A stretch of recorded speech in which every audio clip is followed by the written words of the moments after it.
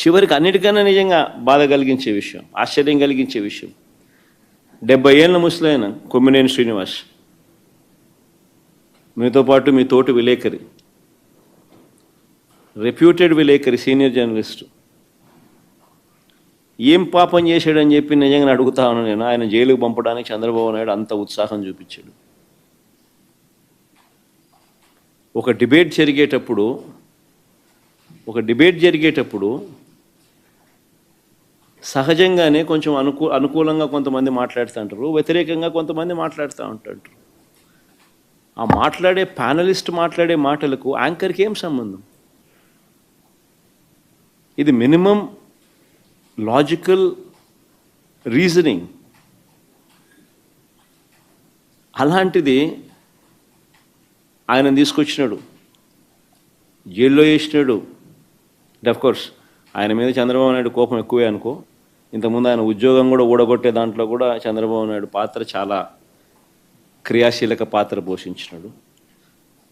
అంతటితో ఇంకా సంతోషపడలే ఉద్యోగం పీకినందుకు. అప్పట్లో ఆయన జీవితం నాశనం చేయాలా, ఆయన పరువును తీయాలా, ఆయన జైల్లో పెట్టాలా? ఇంత దిక్కుమాలిన ఆలోచన చూడు ఇవన్నీ.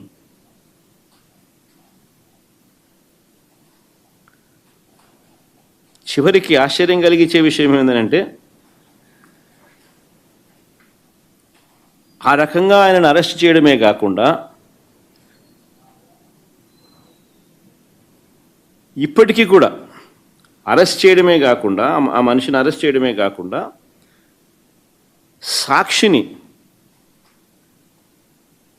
సాక్షి ఆస్తులను ధ్వంసం చేసే కార్యక్రమం ఆర్కెస్ట్రేటెడ్గా.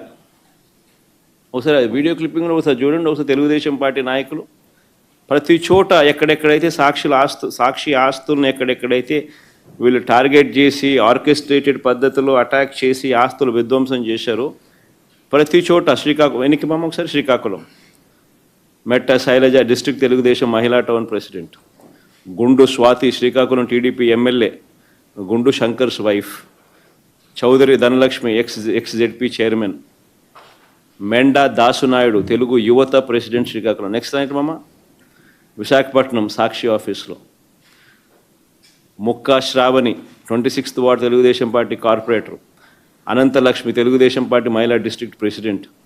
Next side East Godavari Sakshi office Nallamilli Ramakrishnayudu Anaparthi BJP MLA, పేరుకు బీజేపీ కానీ ఇంత ఆయన తెలుగుదేశం ఎమ్మెల్యే అనే సంగతి అందరికీ తెలుసు.